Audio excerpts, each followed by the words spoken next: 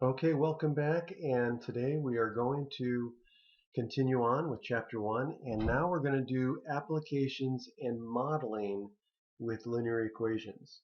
So this is going to be now the next step is now we're going to say, hey, in real life, we can model data. So maybe you're given data and it might be linear, or we want to apply a linear equation to a particular application, like a word problem, or that's what we call application type problems, real world examples. So that's what we're going to do. So we're going to solving applied problems, which means that they're applied to real life examples. We're also going to talk about geometry problems, motion problems, mixture problems, and then modeling with linear equations. That's where the data, statistics are going to come in. So here's the way you solve an applied problem. This is problem solving. Okay. Step 1, read the problem carefully until you understand what is given and what the goal is. Okay. What are you looking for? Okay, what's the goal? And understanding what's given to you is important. Step 2, you want to assign a variable to represent any unknown values. For example, the value that you're looking for. Okay, using diagrams or tables as needed. Pictures, right? So pictures are worth 1,000 words. So if you can draw a picture, that's great. Sometimes you can't draw a picture. Okay, sometimes tables are going to be more appropriate. Okay, so you just got to use your best judgment. Write down what the variable represents. If necessary, express any other unknown values in terms of the variable. Okay, why do we do this? Well, one is if you write down everything that's given in the problem with variables and you draw a diagram, then what you don't have to do, if you do these two steps correctly, what you don't have to do is go back to the problem, right? That's the last thing you want to do. That'll waste time, okay? And if you have to go back to the problem, that means you probably didn't understand it. So make sure you do these two steps carefully and with due diligence, okay? Now, step 3, you're going to write an equation using the variable expression or expressions. And then you're going to solve the equation, step 4. And then step 5, you're going to state the answer to the problem in terms of the context of the problem, right? There's a context, right? It's not just solving an equation and x is equal to this and you're done. You want to state the answer to the problem in the context of the problem. So you're going to write a complete sentence, right? You're going to write the sentence and answer the question, whatever the question is that they're asking. And then 6, check your answer. Okay. Oh, step 5. Always ask yourself, does your answer make sense? Because one, you don't want to just get an answer and then say, oh, okay, I'm done. You want to see, does this make sense? For example, if you're doing an area problem and they want to find, hey, what's the maximum area of a box that you can make based on given cardboard of this size? Well, and you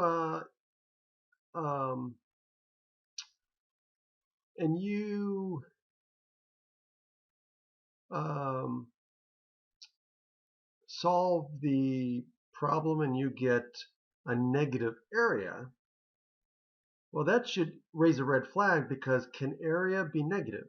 No, you can't have negative area. Okay, so that would tell you that something went wrong, right? So always ask yourself, does this make sense? Is this reasonable? Things like that. Okay, and then of course check your answer in the words of the original problem.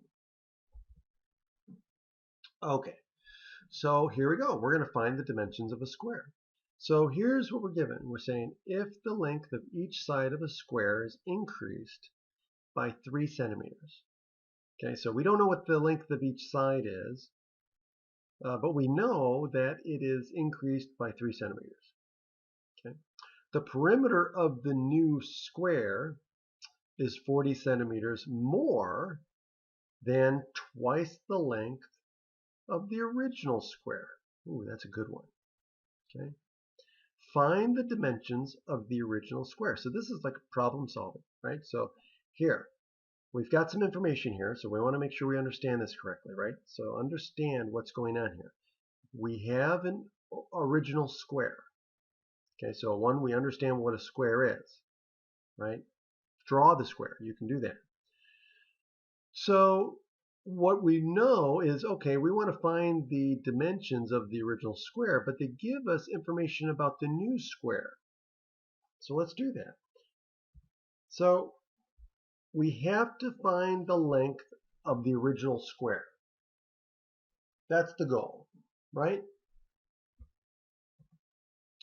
We're going to assign a value, a variable. Now there are two things going on. There's the length of the side of the original square, but then there's also the length of the new square, the side of the new square. Okay?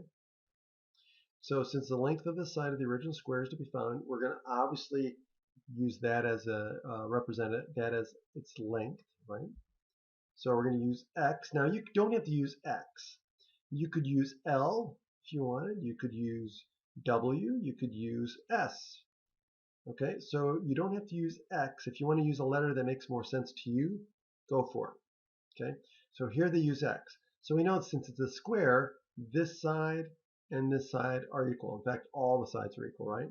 So we don't know what the side of the original square is, but we're going to, but we have to find it. So we're going to use that X to represent that variable. Now, what's the information that's given to us? We know that the length of the new square is 3 centimeters more than the length of a side of the old square. So now we're going to draw the new square. So we can represent each side of the new square as x plus 3, right? The length of the old square plus 3, right? That should make sense, right? Okay, good. Now, what other information are they given to us? Well, they tell us the perimeter of the new square in terms of the old square as well. Okay. Now, write a variable expression for the perimeter of the new square. Okay, so what do they tell us? The perimeter of the square is 4 times the length of a side. Right? That we know, because remember, the perimeter of an object is the distance around it, right? So the perimeter of a square is you take each side and you add each side together. So since they're all the same, you just multiply by 4. And so now we know that the perimeter of the new square is equal to this, right? So that should make sense. So this is the perimeter of the new square. Now let's take the information they give us. The new perimeter, right, which is this, is 40 more than twice the length of the side of the original square. So this is where we have to practice translating English into math. Okay, so the perimeter, the new perimeter, the perimeter of the new square, which we just found, that's that, translates to equals. Now, it says 40 more than, well, more than what? So it's 40 plus, right, more than, plus, more than what? Well, more than twice. What does twice mean? Double, which means multiplying by 2, right? So twice what? The length of the side of the original square, which we already denoted as x. And so now we put it together, and this is the equation that represents the perimeter of the new square to the relationship to the old square, the perimeter of the old square. So now we have this equation. And so now we're going to solve the equation. Okay? So we use the distributive property, right, to get 4x plus 12. And now we're going to solve by getting x, isolating x on one side of the equal sign and moving the constants to the other side of the equal sign. Okay, so in this case we're going to subtract 2x from both sides, and then we're going to subtract 12 from both sides. and we get 2x is equal to 28. And then we're also going to divide both sides by 2 to get rid of the 2 on the left, and we get x equals 14. Okay, so guess what? Now, we found x is equal to 14, but what was the question that we wanted to answer? So again, we want to make sure we're answering the question that's asked. Okay, so don't always just go, oh, x, I found x, I'm done, because you may be done or you may not be done. So now it says each side of the original square measures 14 centimeters. That's the answer. So we were asked to find the length of one side of the original square. And so that's x. So we answered the question. So again, in step 5, you don't just say x is equal to 14 and you're done. You have to write it in context of the question. So in this case, we're saying each side of the original square measures 14 what? 14 centimeters. Got to make sure you put your units in there. And then go back and check. Easy to check. What do? You plug in for x. Make sure you're getting the same thing. Okay? So you go back to the original problem and see if it satisfies the necessary conditions. So here, the length of each side of the new square would be what? 17. And then if you multiply 17, that equals 68. Okay? 68 centimeters, right? Well, what's the perimeter of the old? Right? What's the perimeter of the old? The old one. Well, 2 times 14 is 28, right? It was 2 times this plus 40. And we get 68. Look at that. We get 68, and we get 68 for both of them. So we get the same answer. Now, here's a problem-solving hint, okay, for motion problems. So in a motion problem, okay, or a distance, rate, time problem, the components are always going to be distance, rate, and times. They're denoted by letters D, R, and T respectively. Okay. The rate is also called speed or velocity, depending on the problem. Okay. So here, rate is understood to be constant. Okay. So here's the formulas, or actually just the one formula you need to learn. You need to remember, if it's a distance problem, if it's a motion problem, okay, it's going to be distance equals rate times time. Okay, you're going to need to know that formula. Okay, and then of course you can solve for R or you can solve for T, but you need to remember distance equals rate times time. Okay, if you remember that, then you can always change it to the other forms. So let's look at this example. Maria and Eduardo are traveling to a business conference. The trip takes 2 hours for Maria and 2.5 hours for Eduardo, since he lives 40 miles farther away. Okay. Now, Eduardo travels 5 miles per hour faster than Maria. Find their average rates. Okay. So we're going to use the formula and we're going to find their average rates for Eduardo and Maria. So step 1, read the problem. Okay. So what are we going to find? We have to find Maria's and Eduardo's average rates. And what's the average rates? Well, that's R, right? We need to find each one of their R values. Okay. So if we set up a table, this is a great example where we can use a table. And so in this table we have Maria and Eduardo, and then we have R, T, and D. Okay. And so if you want to put an equal sign here, a little equal sign here, that's fine. So you can remember D equals rate times time. And so we know that what? Eduardo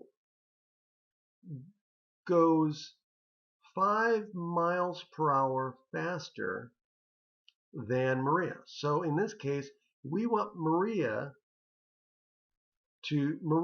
rate to be the unknown value x. Okay, and then we can write Eduardo's rate as Maria's rate plus 5. So we get x plus 5, right? And so now we know what the time was. It took Maria 2 hours versus Eduardo's 2.5 hours. So now we've got their rate. So we've got the rate for each of them. We've got the time for each of them. And now we know that the distance is rate times time. And the distance here is rate times time. So that's where we get the distance formula, right? So that's where this is going to be important here. And so now what we're going to do is we take Eduardo's distance and we take Maria's distance and we set them equal to each other. Why do we set them equal to each other? Because they're going to the same place, right?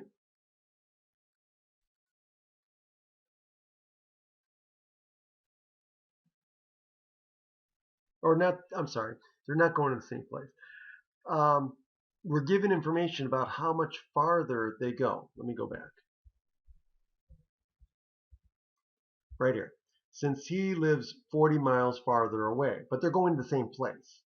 Okay? So he has to travel farther, right? But they're going to the same business conference. Okay? That's what I meant to say. So, here's the way we set it up.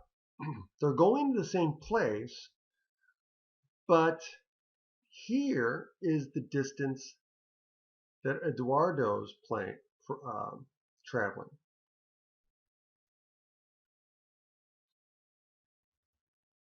Okay? This is his distance.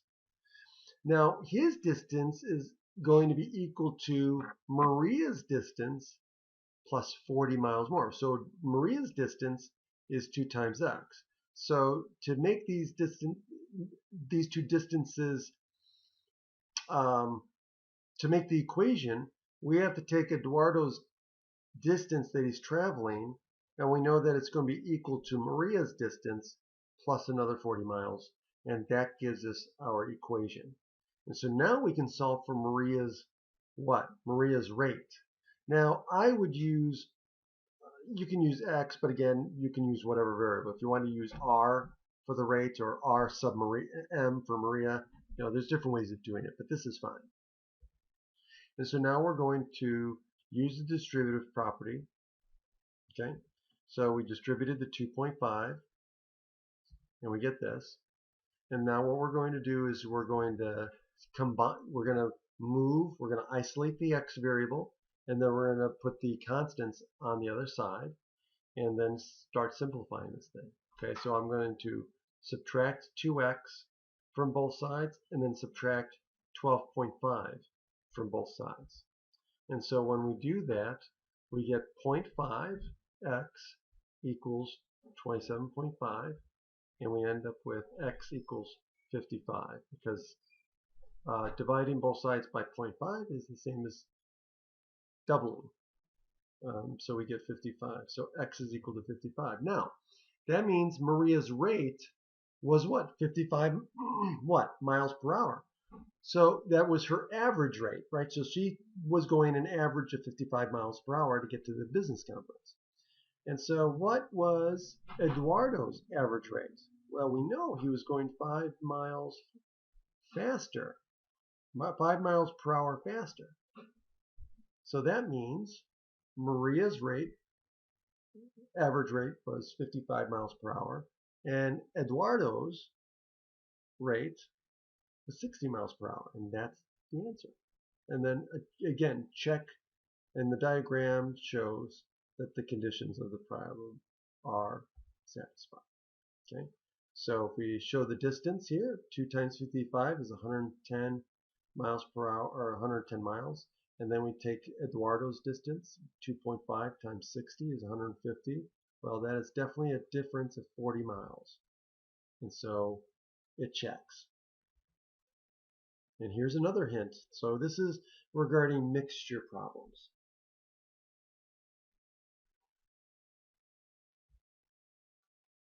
Now, in a mixture problem that involves solutions, the rate of concentration, okay, is multiplied by the quantity to get the amount of pure substance present.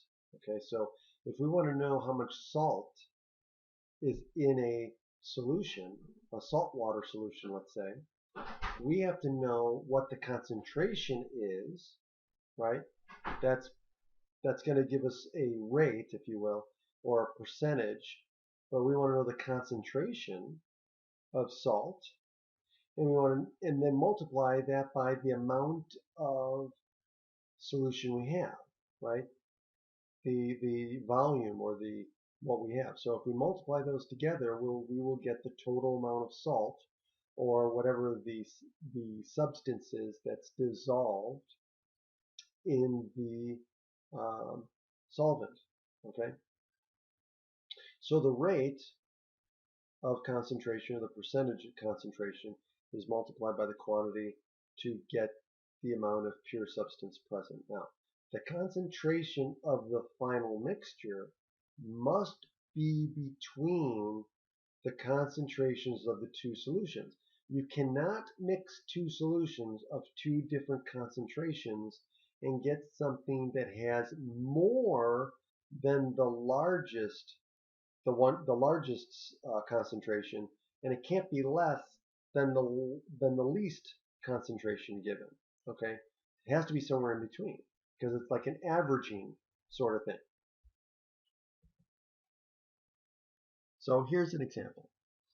A chemist needs a 20% solution of alcohol.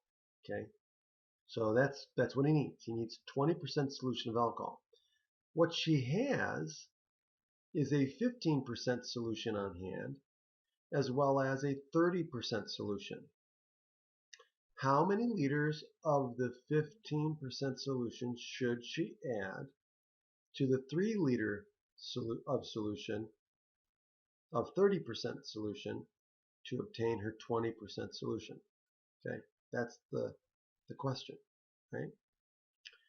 So we've got two solutions. We've got a 15% and a 30%.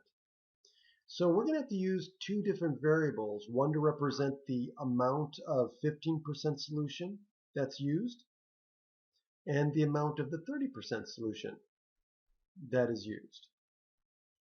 Okay? Or, well, actually, we know how much is for the 30%, 3 liters. But we need to find how much of the 15% solution. Okay? So in this case, we'll only have one variable that we need to solve for. Okay, but we're going to have an equation, or maybe two. So let's read the problem. So we must find the required number of liters of the 15% solution. Okay, right? That's what we're looking for. We're looking for the volume or the amount of the 15% solution.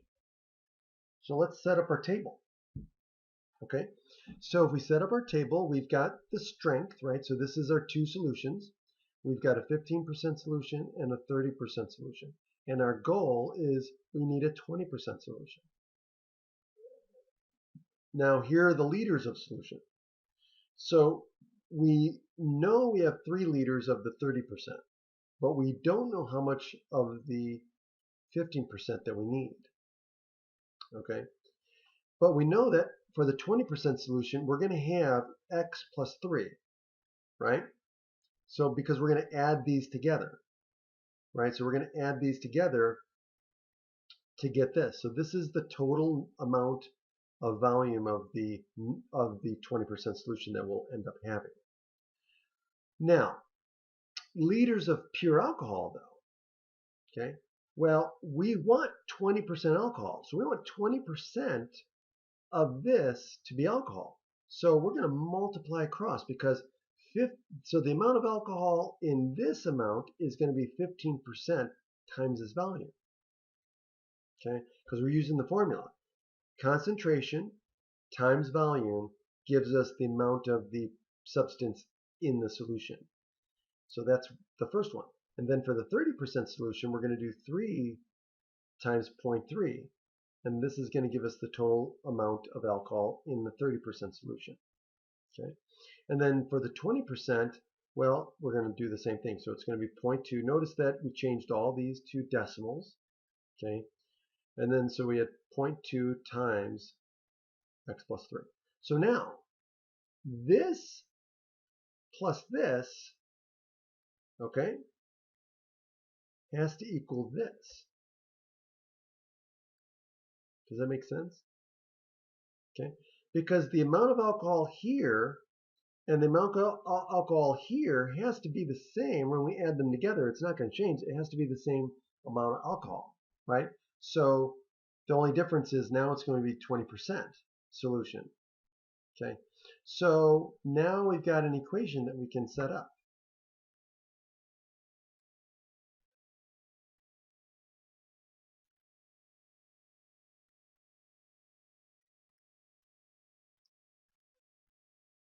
And that's it.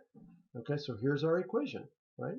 So now obviously we can get an answer for this one. This is going to be 0.9, right? So that's not a problem. This will be 0.15x plus 0.9 equals 0.2 times this quantity, and we can use the distributive property here and distribute the 0.2 to both sides, which will end up with 0.6 here, okay? And we'll end up with 0.2x, okay? And so now what we're going to do is we're going to isolate x, so we're going to bring the x over here, or we can bring the x over here since this is smaller. We want to, deal with positive numbers. It doesn't matter. But again, the main thing is you want to isolate x to one side of the equal sign and all the constants to the other side. Okay. So here we subtracted 15x from both sides, and then we also subtracted 0.6 from both sides, and we get 0.3 is equal to 0.05. Okay. And so now all we have to do is divide both sides by 0.05, and we get x is equal to 6. And so now what does x represent? Okay, x represents the volume of what? Of the 15% solution. So how many liters, right? This is in liters. So how many liters of the 15% solution do we need? 6 liters. Does that answer our question? Yes, it does. That's the answer that they're looking for. So 6 liters of the 15% solution should be mixed with the 3 liters of 30% solution. Okay, so we end up with 9 liters of the 20% solution. There's the answer. And then of course we check, right? So we plug in 6 and we make sure that it satisfies the given conditions. So in this case here we end up getting what? 1.8. Okay, 1.8. Okay, so if we multiply this plus this is the amount of alcohol, right? The solutions. And we get the same thing. So we take the 15%, we get 1.8, and we take the 20%, right? And we get 1.8. So again, we get the same answer on both sides of the equal sign. We get 1.8. What is it? It's not liters. Well, this is the amount of alcohol, and this is the amount of alcohol. Okay, which is, yeah, it is in liters. So 1.8 liters of alcohol and 1.8 liters of alcohol. Okay, now here is another one. So here's what we're going to do mixed investment problems.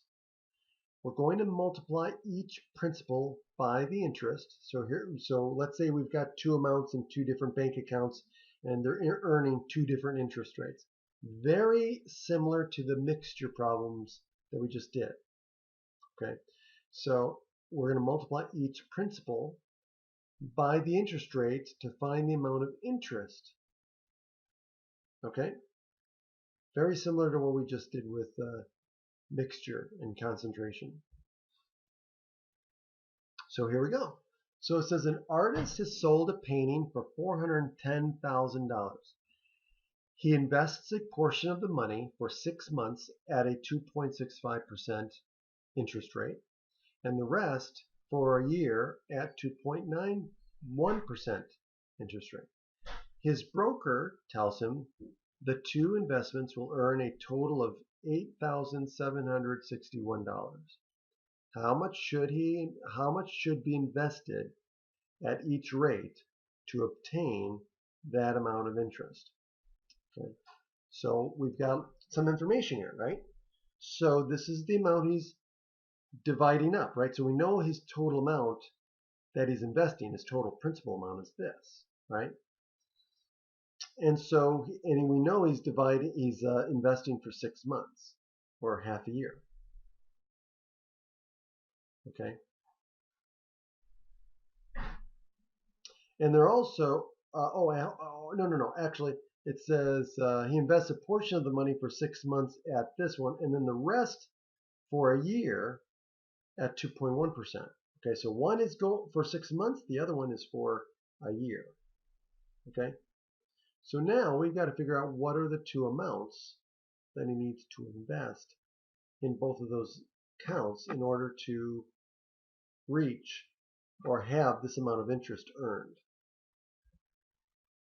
Okay, so let's understand the problem. So we must find the amount to be invested in each at each rate.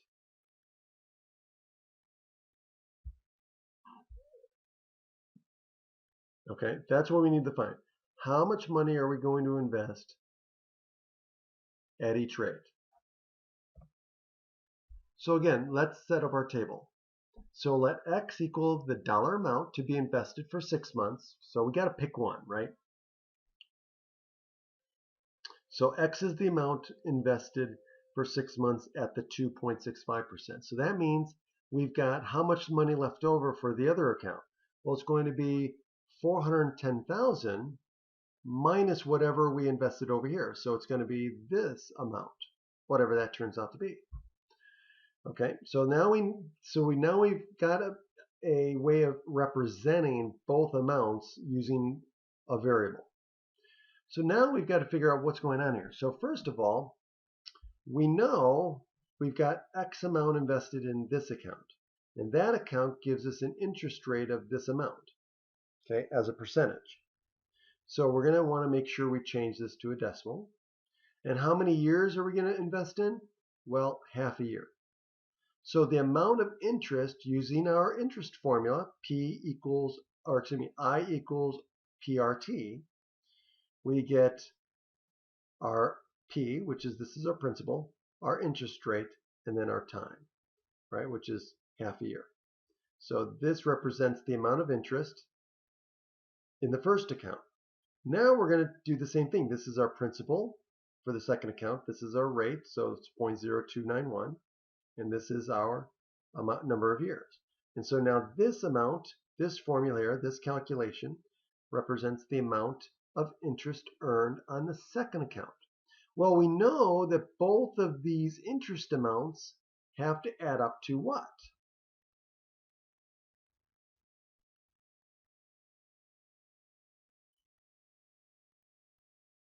The total interest that the broker had told him. So here's our equation that we're going to solve for. So now all we have to do is simplify this and then solve for X. So the first thing we're going to do is we're going to distribute. So we want to distribute this to this number and to this number. Okay, and then we also want to simplify this one as well by multiplying. And so when we multiply here, we get this plus this minus this, right? Subtraction equals this. So now what we're going to do is we're going to combine like terms. Okay, so we're going to take this amount and subtract off this.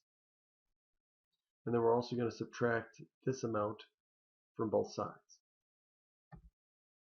Okay. And so this is what we get. We get negative 0.01585 times X equals negative 3170. So now we're going to divide both sides by negative this number. And we get x equals 200,000. Okay. So that means what? He has to invest 200,000 in the first account, right? And then the rest gets invested in the other account. Okay. So that means 200,000 gets invested at 2.65% for 6 months, and then the rest, which is $210,000, gets invested at 2.91% interest, and that's invested for a year, and that will earn him $8,761. And we're done. Oh, we have to check, right? So let's check. Let's make sure that the interest adds up, right? So let's calculate the interest for the 200,000. That gives us this, right? So we're going to plug in our interest formula. P equals RT, or excuse me, PRT. Okay, and then the other investment, the 1-year investment, gives us $6,111. And if we add those up, oops, we get the total amount that was told. So it checks. All right, good job. Okay, now, the last topic that we're going to talk about is modeling with linear equations. Okay, so now what is a model? What is a mathematical model? It's an equation or an inequality that describes the relationship between two quantities. Okay? So now, a linear model is a linear equation. So in other words, we can use an equation and a model interchangeably. Okay?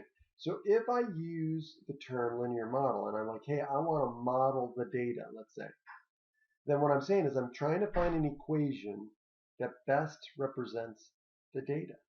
Okay? So it's an equation. Mathematical model is an equation that describes the relationship between two quantities, okay, or two variables. Okay? So a linear model is a linear equation.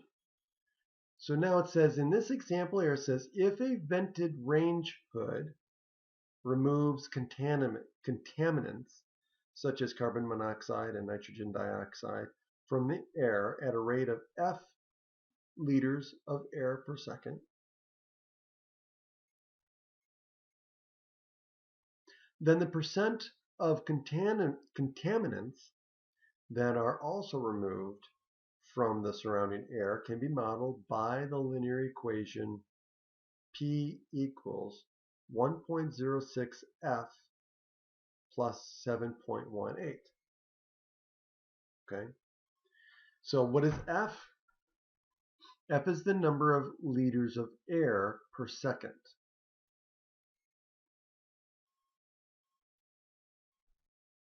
Okay, so it says if a vented hood range removes contaminants such as carbon monoxide and nitrogen dioxide from the air at a rate of F liters of air per second, okay, then we can represent this as a percent contaminants given the equation below. Okay, so that's going to be a mathematical model.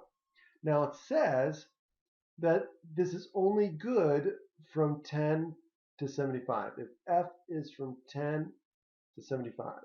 Okay, so now, what flow F must a range hood have to remove 50% of the contaminants from the air? Okay, so first of all, what's a range hood? A range hood is something that you turn on and it sucks when you're cooking or you're doing an experiment or you're working with chemicals. It will basically keep the contaminants from building up so you don't get sick or seriously ill or die in some cases, right? So here we go. So now, solution. Replace P with 50 in the linear model. So why do we do that? Oh, because we're told 50%. So this is a percentage. So we're going to replace this with 50. So we're going to replace P with 50, and then we're going to solve for F. So what is the airflow rate that the range hood has to have in order to remove 50% of the contaminants? So now all we have to do is solve for F. Okay.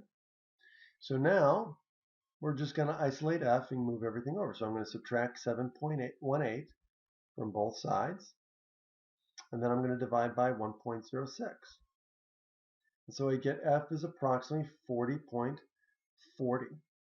Okay, so in order to remove 50% of the contaminants, the airflow must be approximately 40.4 liters of air per second.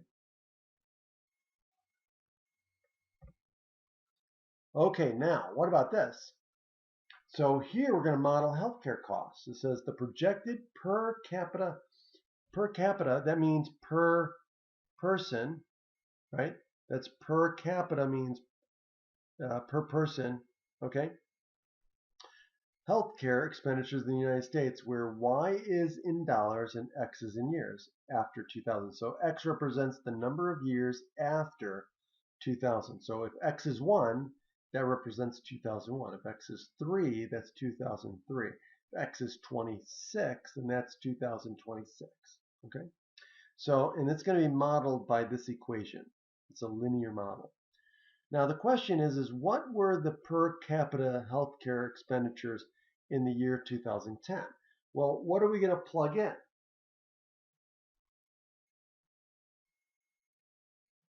That's right, we're going to plug in X equals 10. Okay, because 2010 is 10 years after 2000, so X is equal to 10. So all we're going to do is plug in 10 here and solve for Y. And that's going to give us the per capita healthcare expenditures in 2010.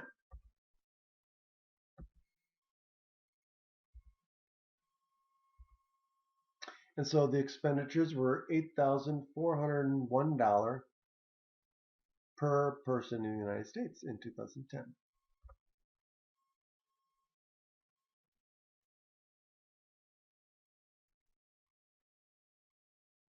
Okay, now what about B? It says let Y equal 11,000. Okay, so now we're doing the other direction, right? So let Y equal 11,000 in the given model and then find the value of X. Well, what are we doing here? Oh, so B, we're given the value of Y and asked to find the corresponding value of X. Okay, great. So now we're just going to plug in for Y, and now we're just going to solve for X. So now we're going to subtract 5,091 from both sides. That's a typo. And then I'm going to divide by 331. And so I get approximately 17.9. Okay. Now, 17 corresponds to what year? 2017. So this is 17.9. So you could say that this expenditure happens in late 2009, or you could say the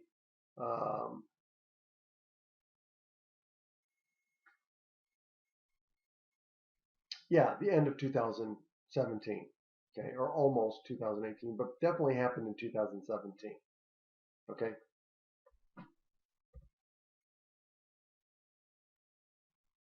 So in 2017, healthcare expenditures are projected to be 11,000 per person or per capita, right? $11,000 during the 17th year after 2000 or during 2017.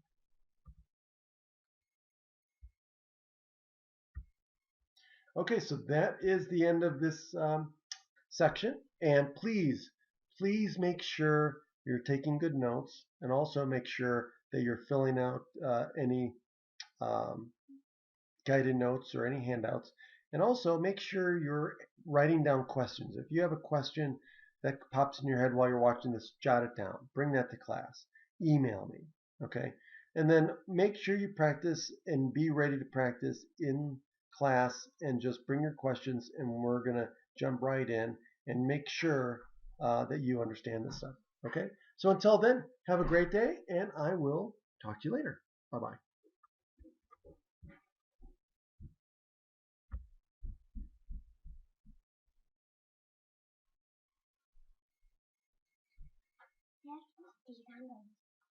Oh, that is a great question.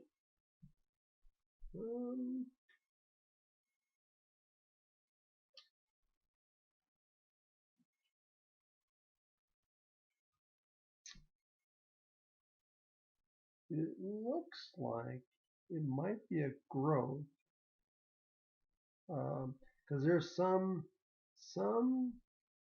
like plants, like fungus or mold, that will grow on leaves of trees. Sometimes there are other insects, but that's not that case. But that's going to be fungus or something. So hey, when you're done with that, please make sure it goes in the garbage or back outside. Okay? Okay. But you definitely don't want to put that in your mouth, and you don't want to put it, you know, okay. And you don't want it by the food here, because I don't know what it is. Better safe than sorry.